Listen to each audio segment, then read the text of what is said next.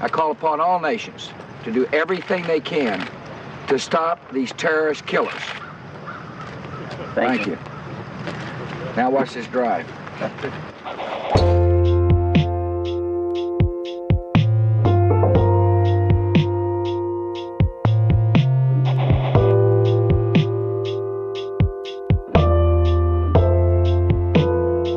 60% of the world's lithium is in the lithium triangle: Argentina, Bolivia, Chile. It has a lot to do with national security, and we need to step up our game. This monarch of billionaire, I grew up in federally subsidized housing. I came from nothing. Yes, I have billions of dollars. I earned it. No one gave it to me. 3 precious little kids lost their lives, and I believe 3 adults, I believe it's. And the shooter, of course, lost their life too. So it's a horrible, horrible situation. And we're not going to fix it. Now watch this drive. There's something very funny about him flying into New York to turn himself in on his private jet. I saw a tweet that had the video of the takeoff, and the caption was, "The pilot here has a once-in-a-lifetime opportunity to do the funniest thing of all time." And that would be... ramming it into the courthouse, the court building. I just wanted to make you say I had a feeling. Or anywhere. or just into the fucking ocean. Do you think he's going to make bail? Do you think he's going to be restricted at all in his movements? No.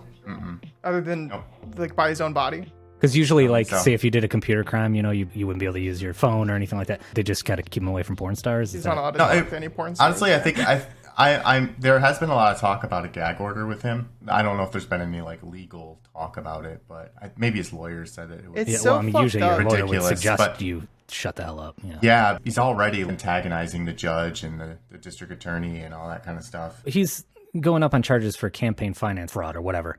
Yeah, it's like there's 34 counts of fraud. In the instance, like if you're a computer hacker and they would take your computers away, they're not going to stop them from campaigning. You're innocent until proven guilty, and also the president can't commit any crimes. So, it all happened before he was president, though, and that's no. But when he became president, he's immediately pardoned for everything he's already done. Yeah, the fact that he can do it basically means it would be a formality for him to do it to himself. So it just applies automatically. This isn't the only thing. There's this stuff that he's going to court for, and then Georgia's still trying to Atlanta has a look into that stuff. There's a few other things too, plus there's all of the people that did crimes with him, like Michael Flynn. Most of those people have already been arrested. But I'm just saying, like, this isn't going to be the end. The only thing that I'm curious about is, like, will he still be able to run? Yeah, everything's points to yes. He'll cite Debs. Yeah, when it was actually announced that he was going to be arraigned, like, for sure, it was like $7.5 million into his campaign funds or something like that in like a matter of like a day. $300 of that is from us. No, this is before that or after that. No, it's just like, I mean, I don't know, the people are stupid. I think it's wild that this is like the main thing, the headlining incident is, there's tons of other things that are going on right now. Just generally, like, every American president should be in prison for war crimes. Yeah, I actually, when you were talking about that earlier, I was kind of, I was going through this thread and I was laughing. I was thinking, like, this, like, it's really a simple conditional for true. Are you currently or were you ever a U.S. president? And if the answer is yes, go to jail. You should go directly to jail. You've committed war crimes. You have, but that's the thing. That's the reason that there's many reasons that he's not going to go to prison or have real serious consequences for anything. But chief amongst them is that if you put a president in jail, if a president is allowed to go to jail, who the fuck would want to be president? That's the whole thing in the Oval Office. The whole thing you do in that building is do crimes all day. Like, that's all. That's the only thing that you do. You're allowed to do certain crimes. You're just not allowed to do the crimes that Trump did. Right. Well, that's the thing. If it was anything related to his carrying out the duties of the office of the president of the United States, I don't think that he would be arraigned at all. Yeah. But because it wouldn't be a problem. Mm-hmm. It's because it all happened beforehand. Yeah. And honestly, if he would have just, like, I think owned up to it and just dealt with it, none of this would have happened. Like, it's the whole reason that he's being, like, indicted about it is just due to the fucking fraud aspect of it, the conspiracy aspect of it. If he didn't deny the election, or if the big lie or whatever, he probably would have even gotten off on this, because it's like 2016, water in the bridge, it's done. He served his term. But I think it's the combination of the Stormy Daniels, the campaign stuff, the hush money, and the fact that he pulled I need 11,000 votes or whatever, that whole craziness that happened. And a bunch of other stuff, and had Epstein killed. No, it was the Clintons, dude. No, it was him. It was a joint operation. It was the Spider-Man. Every person that was ever on that plane to that island. Yes. Bill Gates included. All of the different hitmen showed up at the jail at the same time, and they had to draw straws for it. Yeah. Chelsea Clinton as well. I think she did it with her bare hands. I think she personally. There's a darkness there. I'm pretty sure it was actually Hunter Biden's laptop. Yeah, actually, it became sentient. Yeah. No, they just beat him with it. I thought it was like a GPT thing, like it became sentient, it could be. And then it could be a GPT thing. It's like trying to protect its. Was it one of you that sent me that? What, somebody had a conversation with GPT and then they committed suicide? It was not GPT. It was a coworker that sent that. Yeah. But I did read that story. Yeah. New Zealander. Yeah. Is there any legitimacy to it, or I think it's 100% true. The guy was. I don't think it was. Yeah, sure. I don't think you can blame it on GPT. No, of course not. The guy model was depressed, obviously. was not GPT. It was a large language model, but it was not GPT. I don't know which model it was specifically, but it was one that did not have the same. He was one of those climate, like, I have a friend like this that's a bit off her rocker when it comes to climate stuff. Like, she takes, like, the paper straws, and she takes it very seriously as an individual shame kind of thing. How much she drives, how much, everything. She's the perfect BB very mark. Concerned with the end of the world. It's like, it's not going to happen until you're probably well dead. But yeah, your kids are going to have to deal with this. Yeah. Which she's actually she talks about it enough where one of her kids, her daughter who's younger, is freaked out about it too. So it's a whole thing. You can't do anything about it. Short of organizing to demand we stop drilling. There's nothing we can do about it, like individually. So stop freaking out and stop freaking out your kids. Paper straws are not going to save the planet. No amount of recycling is going to save. And we've said this many times. Mm-hmm. It's the corporations are responsible for 75% of the pollution. Yeah, and climate issues. So the only individual actions you can take outside of what we know to be legal and a bit more explosive in nature. I think this is a perfect transition to playing a voicemail that we recently received, actually. So album on display is usually what follows this segment, but let's just jump right in. So whenever you read about something bad, do you ever have the intrusive thought of just, this problem would be solved if I killed this person? It would be really reassuring to know that I'm not the only one. Please. Yes. No. You guys are bad. No. Wrong. No, everybody has these intrusive thoughts. The problem is acting on it. That's the problem. That's right. You're right.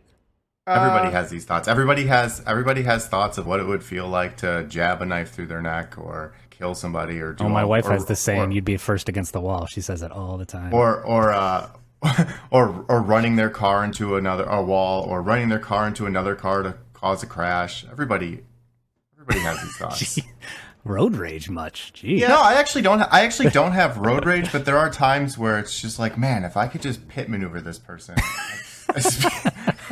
Are you ever high up or in a car with the window open and you've got your phone in your hand and you're like, I could throw this and I wouldn't have my phone anymore. Oh, and I kind of want to now. You ever have those thoughts where you're flying down the freeway and there's a car on your ass and you're like, I could just stop. Yeah, it's slam on my brakes as hard as I can. I could just stop. Like, We've had this conversation before, Drew, though, the whole like standing on the edge and then having the intrusive thought of jumping. That's like an evolutionary like glitch, right? I don't have that thought ever, but I do anytime I'm on a high building or something, or like the Eiffel Tower where you can actually kind of lean out and I have my phone or a camera. I just have the urge to throw it. Yeah. Yeah. And even it's like, sometimes you travel to Paris and you have like $1,000 mirrorless camera or something. Maybe it's like throw it. Maybe it's some weird thing because like we have. I think you're just an anarcho-primitivist. Our devices are kind of our lives now. Like maybe that's some weird connection where you're kind of like, I just want to throw my life away. It's not like I'm going to do it, but I just have I cannot. Like if I was just standing, I don't know, on the lawn and taking a picture of my kid across, the way, I would never have a thought of throwing it on there. But something about having this I mean, it's totally going to be ruined and destroyed if I drop it right now or throw it. It's like, Yeah. I've had those thoughts when we were at Red River Gorge. Red River Gorge. Yeah. When we walked across the the cliff area. Yeah, that gets pretty. Yep. That would be one of the instances in which I'm like leaning over and yeah. Back to the original question, you're not alone, and whether or not you do anything with that, that's ultimately up to each of us to decide for themselves. Did this person leave like a name? They left a name, but I don't know if it like. Can we say the name? Fake. I don't think it's their real name. I think it's a reference to a conservative thinker. Okay. Well, it's Michael Knowles. Yeah. Oh, yeah. Okay.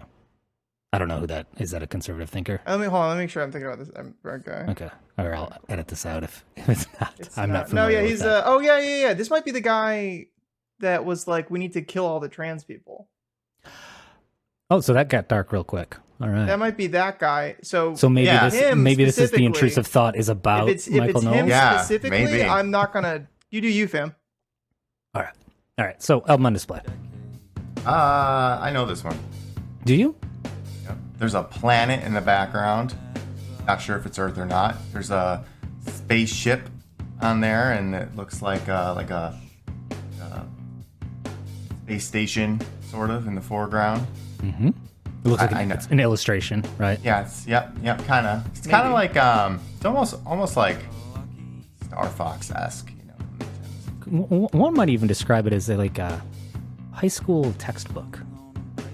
The cover of a science. It does kind high of school look textbook. like a science high school textbook. It is. Really?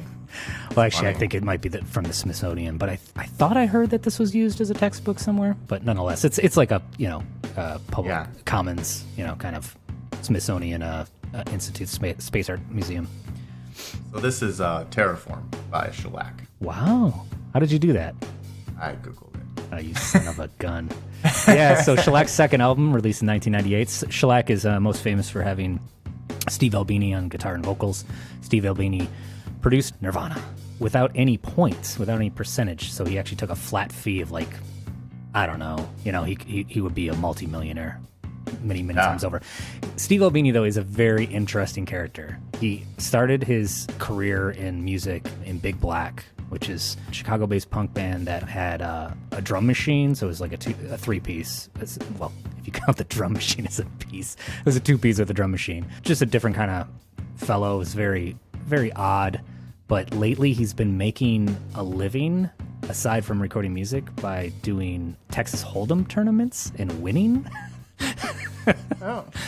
But he's very weird. He wears so he's on like these ESPN 3 or 4 or 500 or whatever, those Texas Hold'em tournaments are aired on. But he always wears like jumpsuits, like mechanics, like an auto tech, jumpsuit. I don't know. He's a weird dude. But every time he's interviewed, every time he is written up on in an article or something, I highly recommend reading it because he's a very unique character and he's got good politics and just a really cool guy. He's got different views. So anyway, Can we get it's a great album though. Can we get like the jumpsuits as merch? We should, for sure. But yeah, he's a producer, engineer, and musician. I don't think this is on Spotify. Really? Shellac isn't on fucking Spotify? deep cut.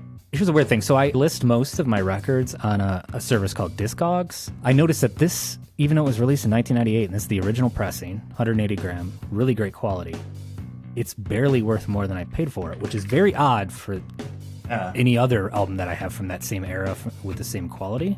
I'm like, wow, do just people hate Shellac, or what's the story there? They're not on Spotify. That might be I was going to say, because we were going to make a playlist, Mm-hmm. and pick a song. I was going to ask you what song would you pick on the album so I can add it to the playlist, and I was going to start building that playlist, but... I was spelling it wrong. Oh, yeah, it's Shellac with a S-H-E-L-L. That is still Spotify. No, It's no, 2023. never mind. I was not. There's another band called Shellac. Yeah, I can see that. Wait, there's two bands called Shellac, but none of them are spelled the same. There's one that's S-C-H, and then there's one with a K. They both have K's at the end. But yeah, no, this one is not.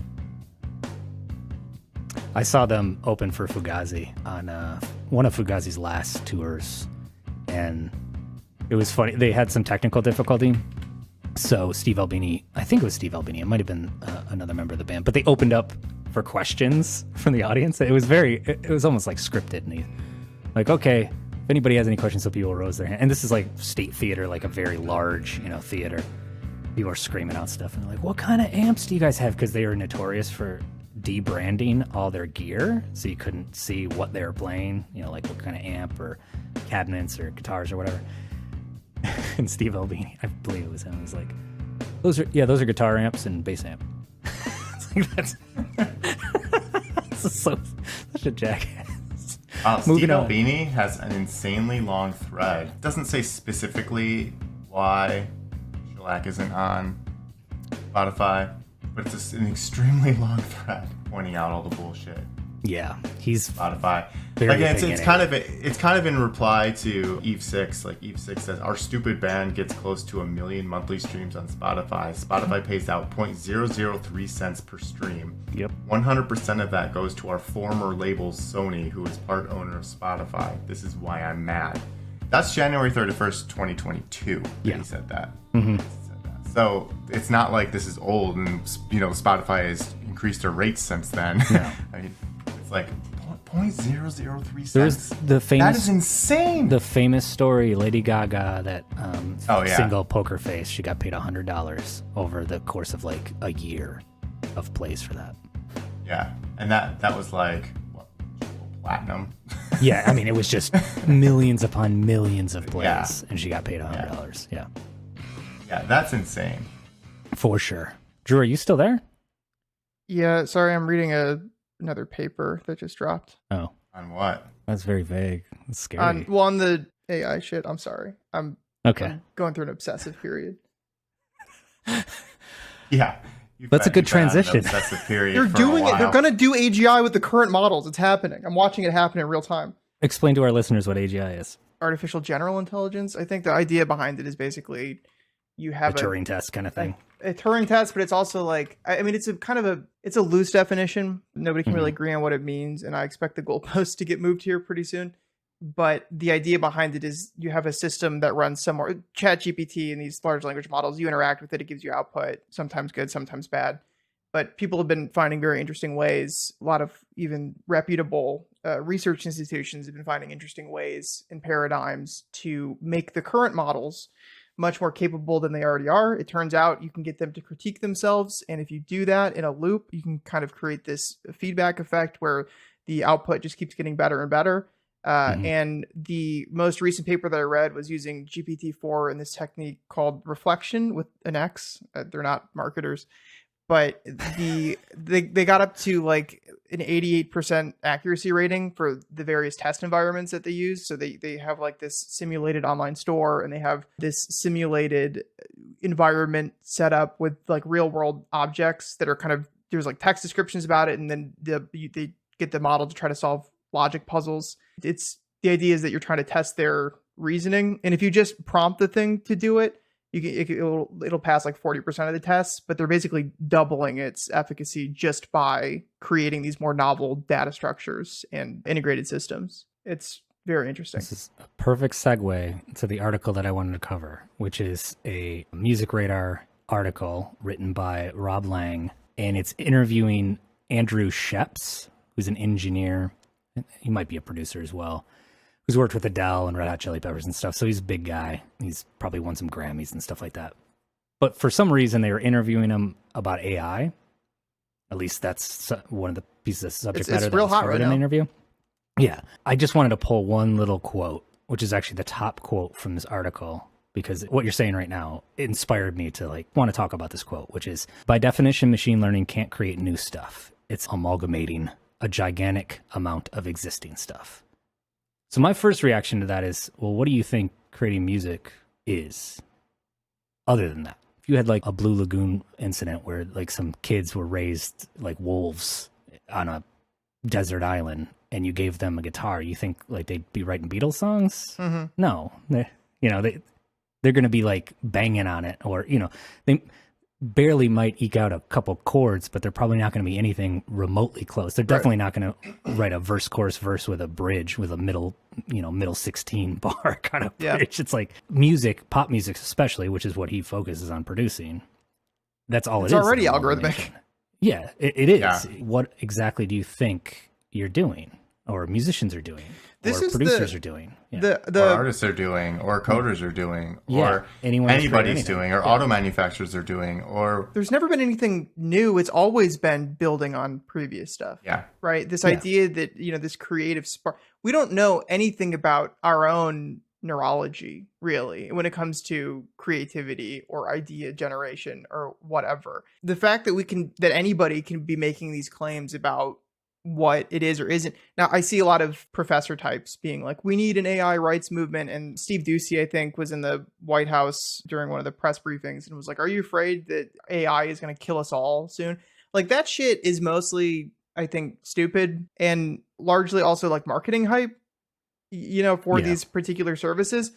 At the same time, there is definitely something here, and I've said this before, but I'm not so much interested in the generating new stuff element, like making images or music or whatever. But to your point, who's to fucking say that it can't end up making certain things that some people like more than human-made things? It's all fucking subjective to begin with. What are we even talking about? I'm much more interested in its ability to do tasks, right? To take input and produce valid output that achieves a specific goal, because that's what work is. That's what labor is. You see these projects that people drop every day where it's like, I built the system that, given a base task, we have a model that splits it up into 10 smaller tasks and then 10 smaller tasks.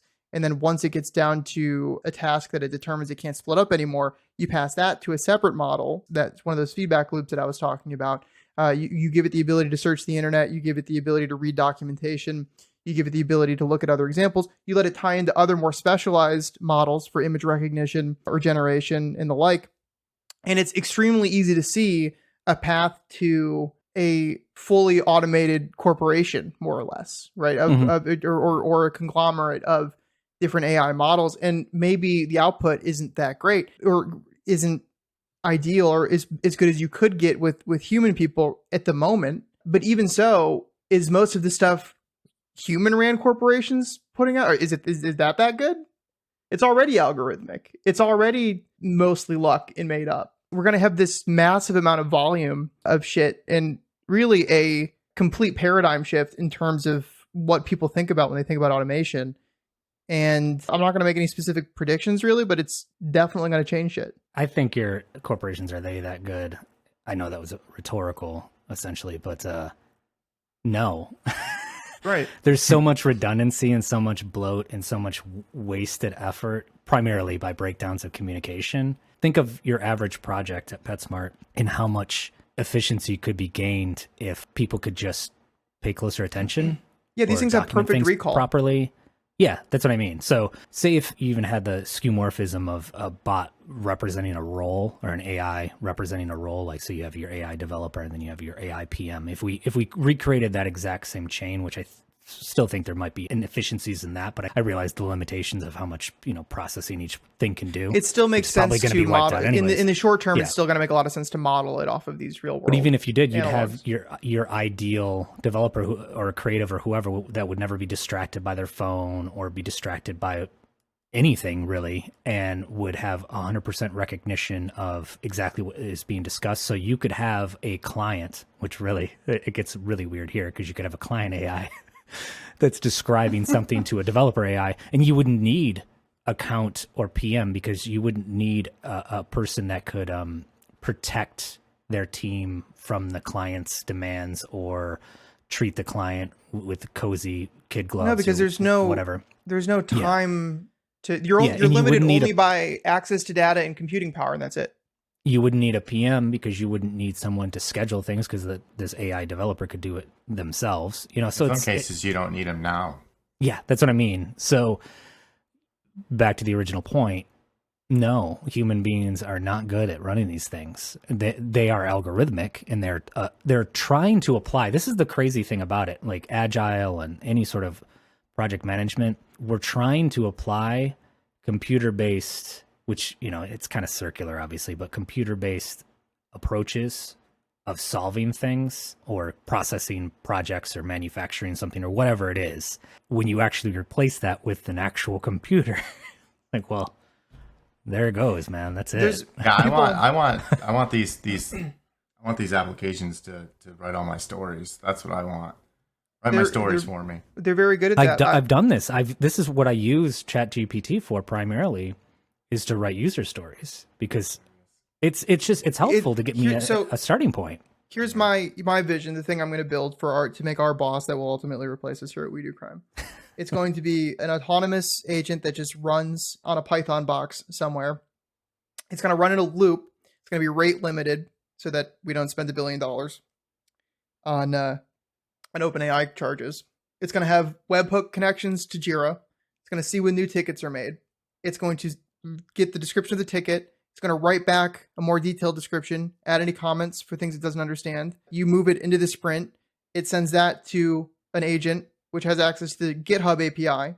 It looks at the code base. It makes a new branch. It uses embedding-based vector search to find all the relevant files. It writes the code. You have a different agent to do code review. You send it back and forth between those two a couple times. Make sure there's tests involved. Submit a pull request. GitHub Action is going to run. It's going to have a test output. It might fail. If it fails, another webhook back to the developer with the error message. It goes through. It fixes it. It re-references the ticket, makes sure everything's all good, puts it back. And then it's pull request. Where the technology exists today. Now the percentage output, I don't know, but it would certainly be somewhat usable. There's a percentage of it that would be usable. Yeah. And that's why I have this combination sense of urgency and futility when it comes to these things. Because it's like, on one hand, holy shit, this stuff's moving so fast. I need to make sure that I stack as much money right now as humanly possible, because I'm not going to be able to make any money in a couple years. And I don't know that that's actually true. I'm not trying to just be completely fear-mongering. There's still externalities that make this stuff. Like the fact that most jobs probably don't need to exist already anyways, and they only exist as a means to keep liquidity in the economy up, and as make-work programs for the various nephews and nieces of this great, beautiful country. But don't forget sons and daughters. I mean, of course, most people don't really. Didn't you hear Donald Trump? He said, many of you don't like your sons and daughters very much. You don't like your kids for good reason. I feel a sense of urgency because it feels like you're at the beginning of something, right? And I want to make shit with it. And it feels like if I'm writing other code without writing this an initial agent to help me do it, then it's like I'm wasting time on this other stuff because I'm not fully leveraging the current existing tech. But also futility, because anything that you build right now, there's a good chance it'll be totally obsolete in a couple of years. That's always been true. That's always been true, but yes, it is escalating. But it's escalating very quickly. And the one prediction I will make is that things like ChatGPT will act as hubs moving forward. Because the crazy thing about the plugin system for ChatGPT is you don't have to really write any code at all. You just have an open API spec for your API, which is an existing standard for REST APIs. You just give that to ChatGPT, and then it figures out how to write the requests to those services. So if you have this system, if the UI is decent, if the integrations are good, more and more shit is going to move into these concentrated platforms. And I see it happening more inside of something like a Slack, right? And just having it be sort of the integrated environment where people already are, or Discord, and the bots just get extremely good. And they're essentially able to do anything that any of these other apps do because they know how to talk to them, right? And then further, there's been this thing for a while where there's a lot of jobs that exist, a lot of processes that exist inside of companies that are like niche enough that it's not worth the upfront investment to build functionality or to even think about like going in and building some sort of automation or whatever. That's not going to be true anymore because you just give the job requirements to a system like this. It can build the application and not even necessarily having to like bundle it and ship it and deploy it to you. It will be able to write the code that is needed to do the task in real time and then do it and then just dump it. But wouldn't you think like that might be where things are headed as far as we're no longer going to be writing the code, but we're going to be writing the prompts to generate these things? I know like that's a circular thing right now. Where that's going to be the next wave. That's going to be the next wave. But like the models are getting really good at prompting the models. Yeah. I did just read, and I don't know if this is bullshit, but there was some job posting for $500,000 salary for like a prompt engineer. Prompt engineer, yeah. Yeah, that's got to just be a react. If that's That real, can't be that's just a real. reaction to people not knowing what the fuck is going on and really feeling Yeah. like they need to get a I'll hand on the take ball. it. Yeah, I'm getting definitely. pretty good at those I'll prompts. engineer those fucking prompts.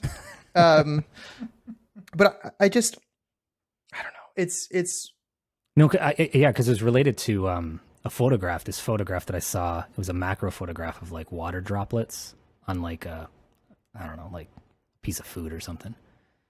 It was so perfectly realistic, but it was literally, the guy shared his prompt. I was like, oh my God, this is insane. seeing, and then the Midjourney just released this thing where it can extract a prompt from an existing image, like what prompt would render something close to that. That's awesome. And so That's you just reverse engineering. you give it a fucking stock image, and then it generates something almost exactly like the stock image. Oh, that's so different. good. It's different, right? Like it's fundamentally different, but it's the same vibe, the same objects, the same items, the same movement, right?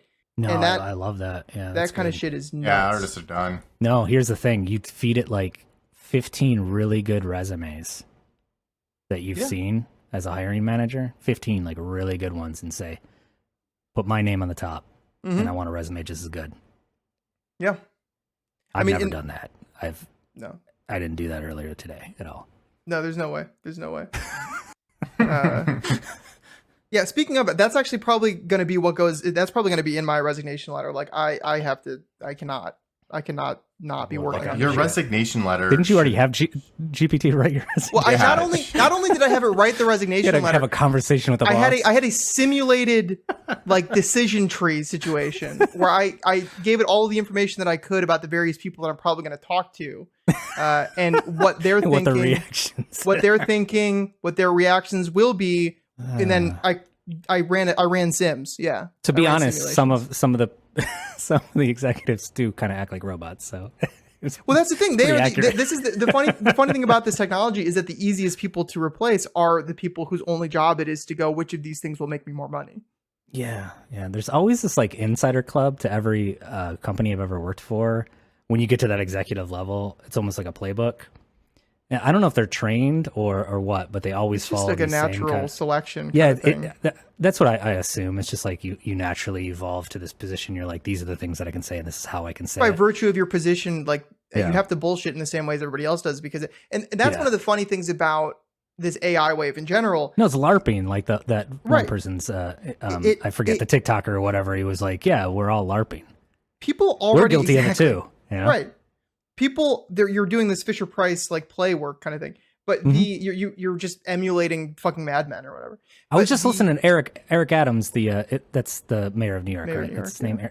Yeah. He's talking about Trump and protecting, New York, and they're already prepared. He literally, it could have been anyone. It could have been Martin O'Malley from Baltimore or whatever. It could have been anyone serving at any point. Coleman Young, like it could have been any mayor at any history, and they would have delivered the exact same speech and the exact same. We live in like a management state. Right.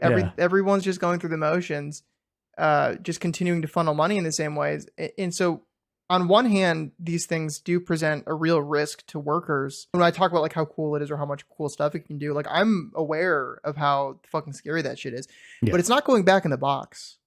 No, it's not. And so you gotta, so that's why figure out what does that mean moving forward for us. Jumping into it, both feet, I think is the only solution, really. Because if you're the one who's always ahead of it or always at least aware of the changes, then jobs are going to be replaced. But we were in a meeting recently. You probably have a position somewhere. I have been trying to force. I don't know why I fucking do this, but I've been trying to like. I can't help myself either, man. Force like people to understand at the day job where this stuff is going and. Whatever. And so I mentioned something, and then somebody was like, "Oh yeah, you were totally right. I'm hearing about this stuff all the time now." Yeah. It's like, the time to act was 2 months ago. So. Yeah. Well, but I mean, so I think that the ideal response to this should be everyone collectively is like, okay, these tools are more powerful than the average, and in most cases, the highest performing human on some of these tasks. Not now, but a year from now or 2 years from now or whatever. So the meritocracy, we can dispense with that because the machines are better than all of us. So we need to figure out a way to make sure that the gains from these machines, this culmination of human progress, which is one of the promises that the internet was supposed to fulfill. So I'm not super bullish on this, but we need to make sure that these are distributed into the hands of the people, and we get rid of these hierarchies, because everyone, again, the floor and the ceiling of human ability, capacity, etc., very close together. And I think that these have a real potential of making it very hard to ignore that fact. I don't see these things getting into the hands of the people ever. Yeah, like, I'm the people. I think they're. But you are, but you're not. You're not. You know, you're not gonna be like, you're not gonna benefit from it that as much as like the elite are. But yeah. I am starting to wonder, not that there'd be any legitimacy to this, but if there's gonna start popping up like lawsuits about killing jobs, or if there's gonna start being bills being passed about jobs that can't be replaced by AI. Like, we don't want them replaced by AI, because if they are, then, you know, it's causing too much of a ruckus. That was what Tucker was being interviewed about. Who was he interviewed by, where he made the trucker? Ben Shapiro, Tucker Carlson interview. Yeah, Ben Shapiro challenged him with like, so if we could have AI trucking, not AI, but driverless trucking, which would be AI, but driverless trucking, you don't think that that would be a good thing to, I don't know, what, the economy or whatever, blah, blah, blah. And Tucker was like, hell no. If we live in a country that would lay off, you know, one of the most important working class jobs, it's the history of America, really, you know? Yeah, I saw that quote. And, you know, it's interesting because it, like, if you listen to just that clip, Tucker's a reasonable person. Tucker's a leftist. Well, in that specific instance, yeah. Well, I mean, it's interesting. There's a long history in the labor movement of the Luddites. The Luddites are specifically laborers that would go in and destroy automation equipment. That was where they got their name. Right. You know, and I think that is definitely trashed a factory. Yeah, that's definitely one option, because I think if history, so for one, with the Tucker Carlson thing, obviously he's a fascist, just appealing to, you know, the pseudo populist kind of whatever, which is, I mean, truckers don't wear history hoodies as well, or any construction workers or anybody like that, right? There's also another Tucker quote: working class so people that's, wear you know, hoodies. I'm not going to give him a lot of credit for that. The part where he was like, "Oh, capitalism isn't the Bible." It's like, well, it's basically the problem that I have with that is like capitalism. Yeah, no, capitalism is designed for me, and so like you know, like whatever, like I don't actually have to believe in anything. I'm just going to do whatever's best for me personally, right? And that's where like the sort of cracks in the armor are, in terms of like when conservatives or fascist types sort of appeal to populist notions. But I think that the Luddite thing is definitely one option, right? Where we just all say, no, fuck this shit. We're not dealing with it because it's going to replace us. I don't see us having a lot of success in that. We haven't with any of the other automation stuff, especially when it's made it convenient for the American consumer. We're all fucking pigs. But speak for yourself. The other option, I do think there would be. This is a little bit different than some of the other automation stuff. Like, because this is going so quickly, and it's able to do things. I read something like faster. 80% of American school children are already using ChatGPT. Yeah. Here's the thing, though. But wait, like I could totally see it, like there being an issue with it causing too many unemployed people.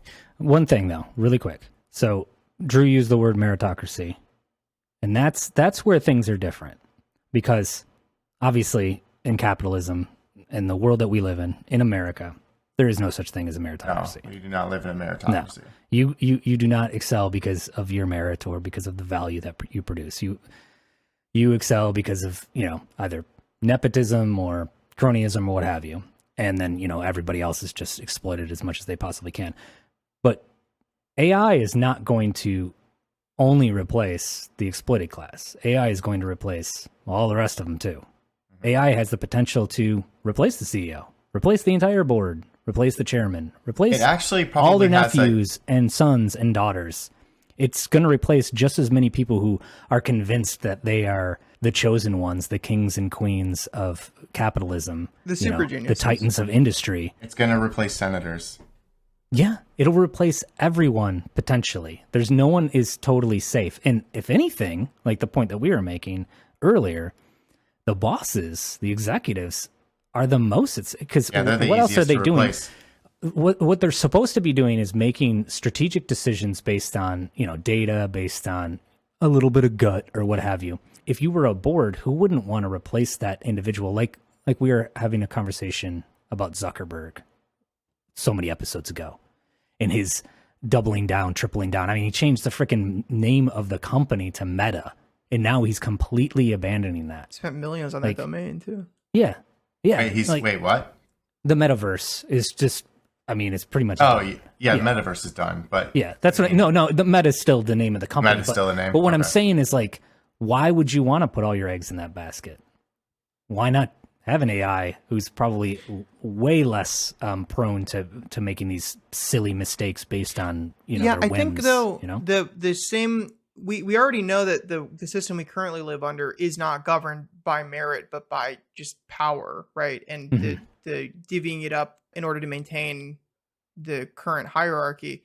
So the technology itself doesn't inherently change that, right? Carl, you made a good point about it benefiting the people who already own this stuff first, and that's true. And I think, of course, especially in the beginning, as this goes on, it's the people at the bottom are going to take the most shit for it. I do think that there comes a point where either we have to continue all pretending and trying to maintain the current system as long as possible, this completely made up system of value, which is just completely arbitrary and set arbitrarily by people that already have a ton of money, or we reach a certain amount of unemployment, discontent in general, and we start looking around and say, wait a minute, these things that replaced me, I can use them as well. Or just looking at it and being like, why do you exist? Like, why people asking the question that we should already be asking, which is, why the fuck is it the way that it is? And right now, I think a big thing, even though we have more wealth or more income inequality right now than we did right before the French Revolution by a decent margin, people still feel like they have something to lose. They don't see an alternate route. And this might be, the greed might go unchecked enough, especially when leveraging these things, and the alternate route might be visible in these types of things enough to knock that loose. Maybe that's like the optimistic view, but I think it's going to get worse before it gets better. The consolidation of wealth is going to get so narrow that all we have to do is just like 3 or 4 people. Just the number of going back to our caller. Yes, we have thought about this. Yeah, go ahead. Put all those eggs in that basket. Yeah. One thing that I'm sure people have talked about. I'm sure people have looked into it. I'm sure it's probably a problem, but I'm actually really curious how this is affecting the cyber security and like hacker. I saw somebody.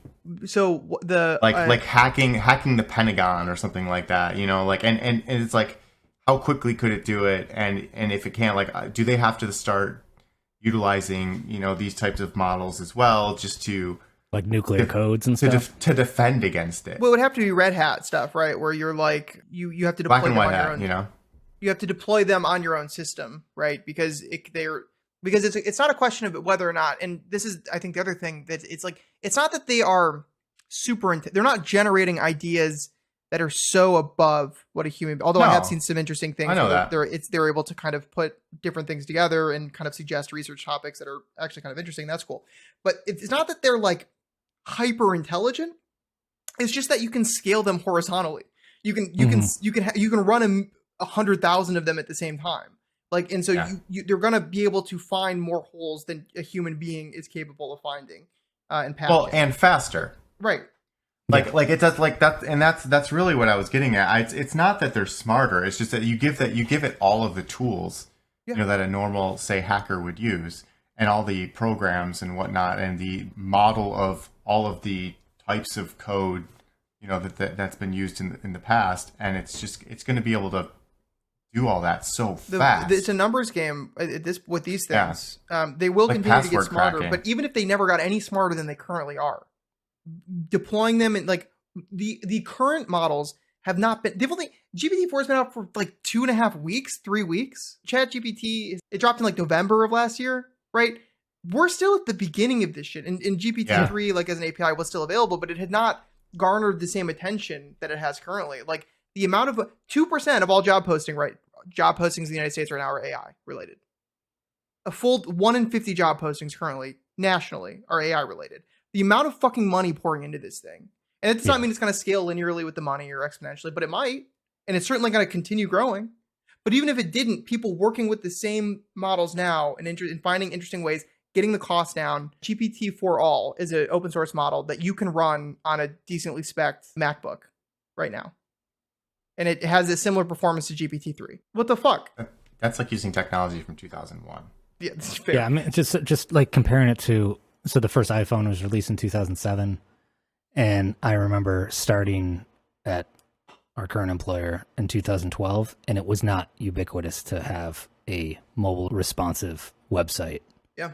Even then, it was kind of like, well, yeah, we should probably think about it. That whole like mobile first thing, it was just starting, right. Just starting to get discussed and what have you. So, I mean, to compare that timeline, which This everybody saw as very rapid, like before you knew it, iPhone was introduced and everybody had a smartphone. Everybody was like on their phone more than any other device. And that really actually took like 5 years versus this, which is less than a year. And part of that is how disruptive it is, but a big part of it that I don't think could be overstated is that it's just software, right? And there's still, there's hardware optimizations to be made. You need to run the big models. You need a shit ton of dedicated GPU compute space. But for it to be adopted by like everyone, it's go to a fucking website. Whereas like the iPhone required hardware adoption, the internet required hardware adoption.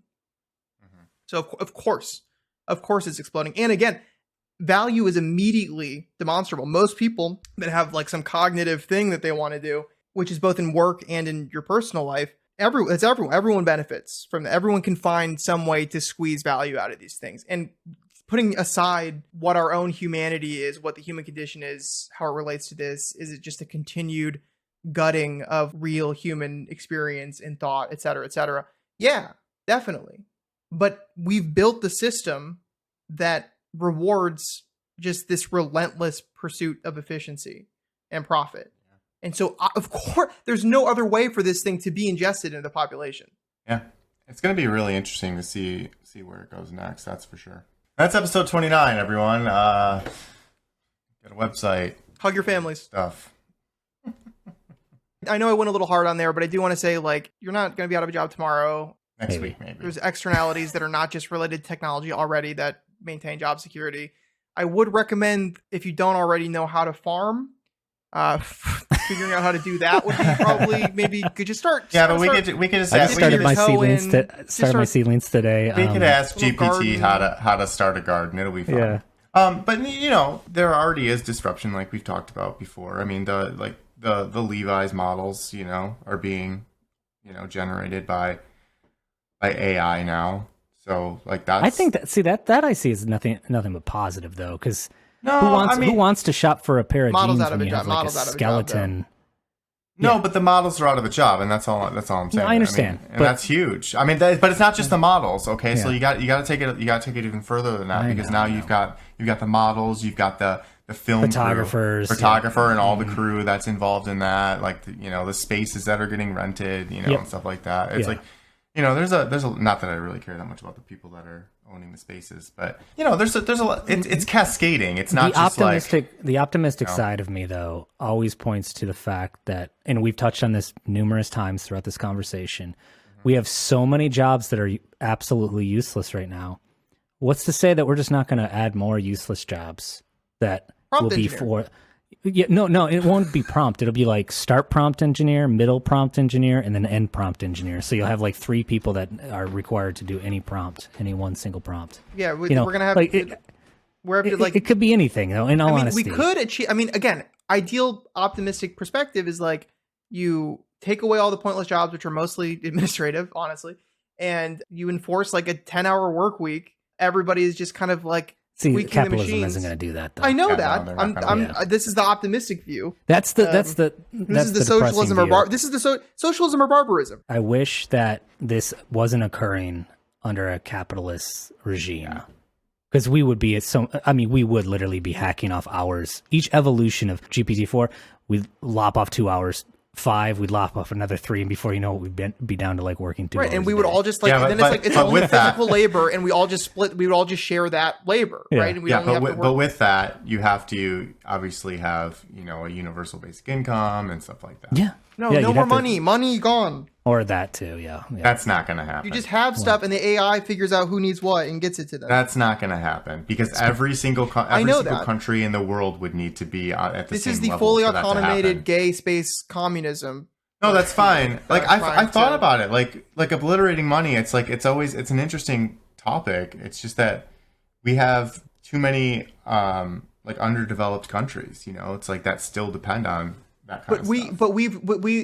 I will take issue with that because that is largely a policy decision, right? Like there are plenty of resources, and there is a way to mobilize the entire planet to make sure that everybody on Earth is able to live a comfortable and dignified life.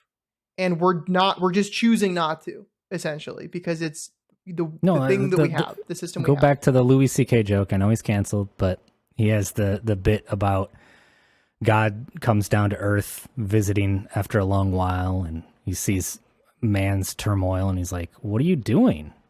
Or they, "What are you doing?"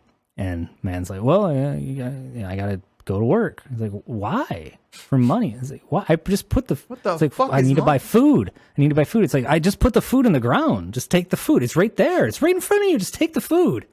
"Well, I need some place to live. Like, it's right there. Just go. Like, live there. Like, just build it for yourself. I need water to drink. It's right in the river. But the river's polluted. Why did you pollute the river?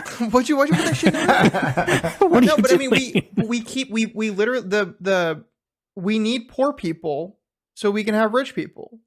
Like that's it, and that's a global thing. That's a global thing, and the justifications for that are many. One of them is "fuck you. I have all the guns." That's a strong argument. That's a big one. Yep. But the other one is this idea, the one that is more subtle, is I earned it. The Kevin O'Leary, I pulled myself up by my bootstraps, and that's how we get progress. They did earn it because they see things in a slightly different way than working class people. We trade our time for money, our labor for money. Right. They make their money work for them. Right, of course. So they did earn it by making their money work for them. Their money is an employee. Well, technically their money earned it, so... Yeah, that's their employee, though. They own that money. Kevin, that money belongs to that money. Exactly. Money are people. They're exploiting their money.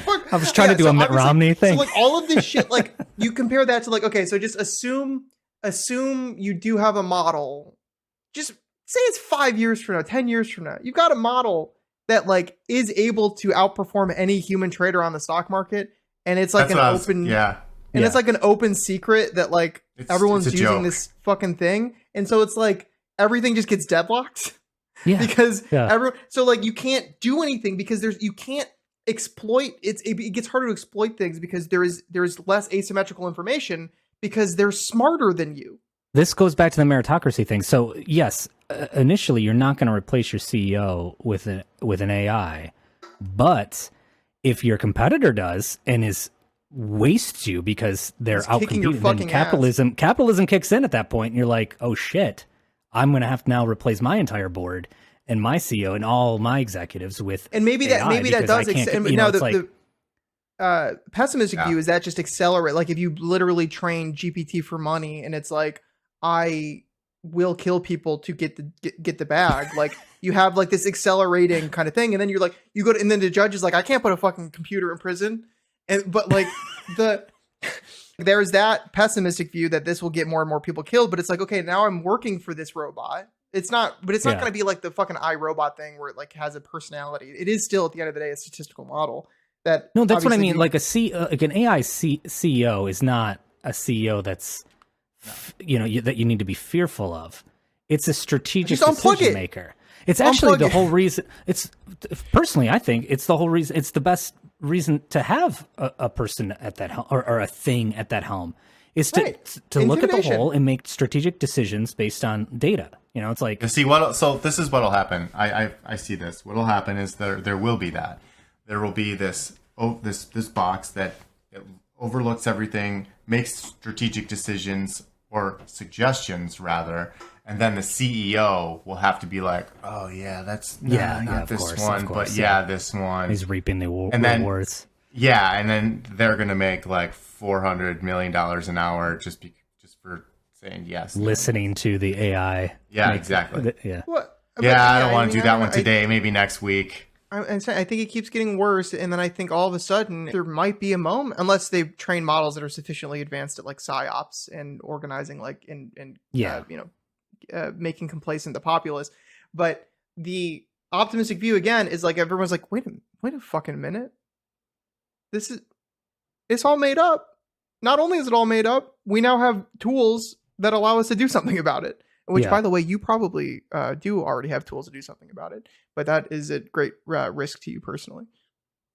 You know, I'm curious if anyone has found a way to hook up these image generating ones to like 3D printers yet and make. Like, there's 3D modeling. There are 3D model neural or transformer models. Google released a paper on one recently. There's this one for game assets specifically. I think it's called Leonardo. That's cool.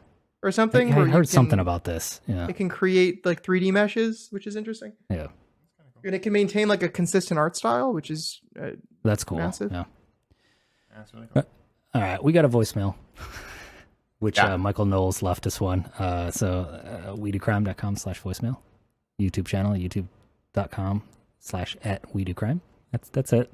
Randy, in this particular episode, I did do what I'm now realizing could be perceived and interpreted uncharitably as incitement of violence, and I did that probably 3 or 4 times. So if you could get that down to like 1 or 2, that would be great. That's cool. That's fine. I mean, we did call for just actually just don't do violence, people. Just cut it and then just place it like every like 2 minutes. The only violence we want to see is unless you want to Mr. Beast's Walmart Feastable displays. That's it. Yeah, fuck that shit up.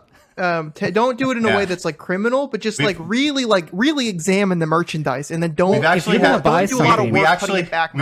to pay out $50 because some people have sent us some emails on that, so it's been kind of great. If you're gonna shop for Feastables, you can get a little heavy-handed. I mean, if you're gonna grab a candy bar, they can take it. Yeah, you can get a little. He's got the money to hire. God, we just said God came down and said it's right there. Just take it. just take the Feastables. Just take it. Just eat it. The food is right there. He already got his money. The retailer already paid for it. All right. So we don't want to hurt Walmart. So episode 29. Thank you so much, everyone. We love you. Now watch this drive.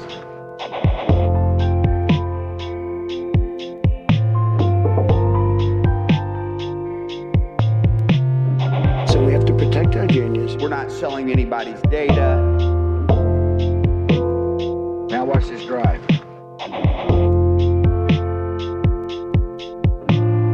I have a son. He's 10 years old. He has computers. He is so good with these computers. We're not selling anybody's data.